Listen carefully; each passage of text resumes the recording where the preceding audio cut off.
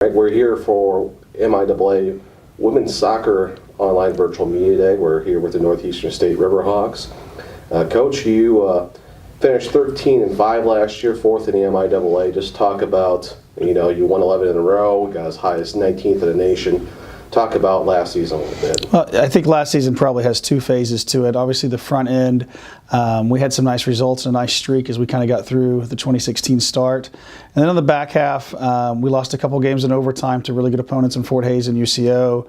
We lose Anastasia, who had been an all-region level performer in years past. And those had a thumbprint as far as how the back end of the season went.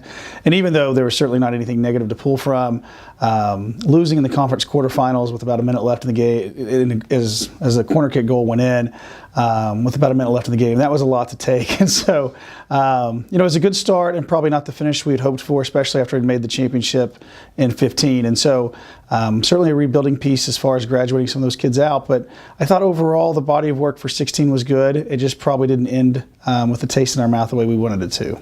You have some key departures from last year's squad. Some ladies have been with you for numerous years. Let's talk about some of those girls. It's funny you asked that. I think with Jordan, who was a 4-year starter, got into Cornell Vet School, got everything from her undergraduate that she wanted, but was an all-region level player for us pretty much every year, and was just a great goalkeeper for us, and will set lots of Hall of Fame benchmarks, I think. But losing Jordan's a big piece, but I think we've had some good goalkeeping in the wings, and just a matter of just getting a chance for them. And so, but Jordan's a big loss for us in the idea of it's been such an identity back there with her for so long. And then Anastasia certainly gets a lot of press. I think that really opened things up for Julia last year, is that Anna would take such the heat defensively for other teams that other players had more opportunities to produce goals, and I think that was a good combination for us as we went into the 2016 piece. But losing Anna's top speed is a problem.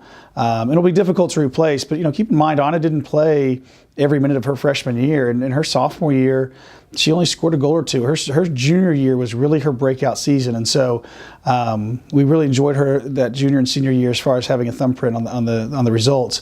Kelsey McIntyre is a kid that sometimes gets lost statistically, but she's a 4-year starter and was a kid that you could bank on for 90 minutes, super fit, did a nice job for us as an outside mid, and that one, while I think people will talk about losing Jordan, talk about losing Anna, I think Kelsey's going to have some real teeth to replace as we get ready to adjust to not having life without those seniors from last year.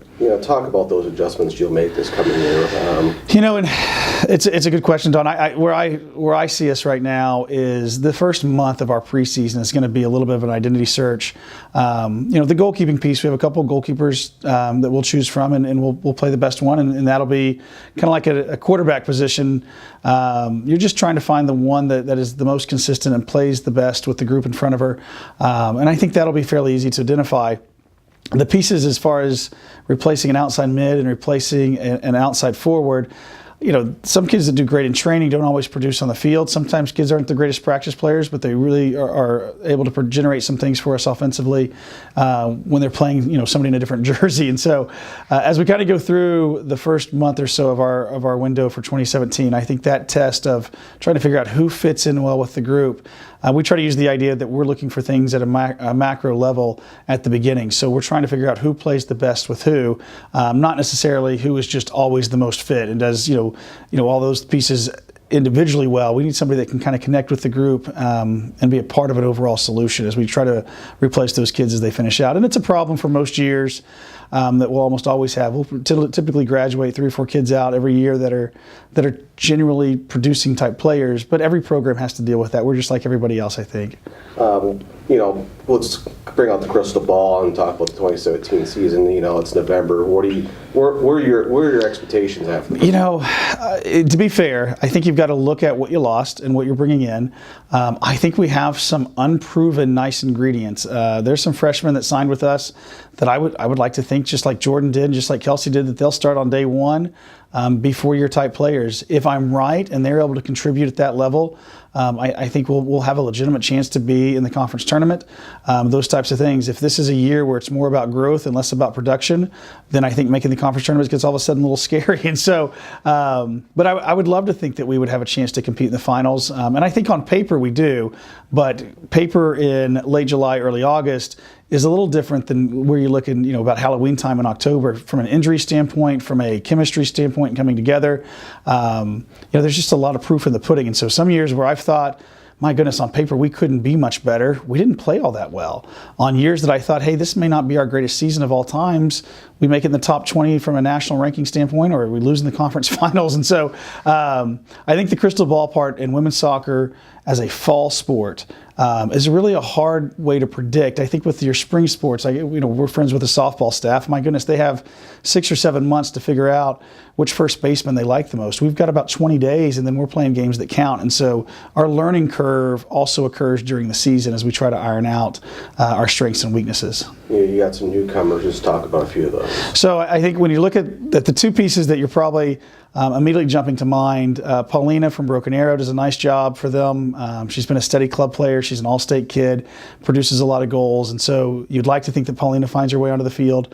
Brendan Hockett comes in from the Norman area and will give us some stability on the goalkeeping side. Obviously, you've got Meg there as a goalkeeper as well. And so that'll be a battle between those two. And there's even a third goalkeeper that's walking on. And so those pieces, I think, will be probably some of the more important as we kind of try to iron out where the rest of that takes us. And so, but that whole class, I think everybody's fairly athletic. They can run. They come from good soccer pedigrees. And so I think there's a lot of upside to us. But there's not, we graduated some important people, but we returned a good chunk of our group. And so we've just got to find the replacement pieces for a wide outside mid and a wide forward and make sure we're happy with where we are in goal. And I don't think there'll be a massive step backwards as we try to find that time to figure out our new identity. All right, the RiverHawks will open their season on August 31st against Southern Nazarene.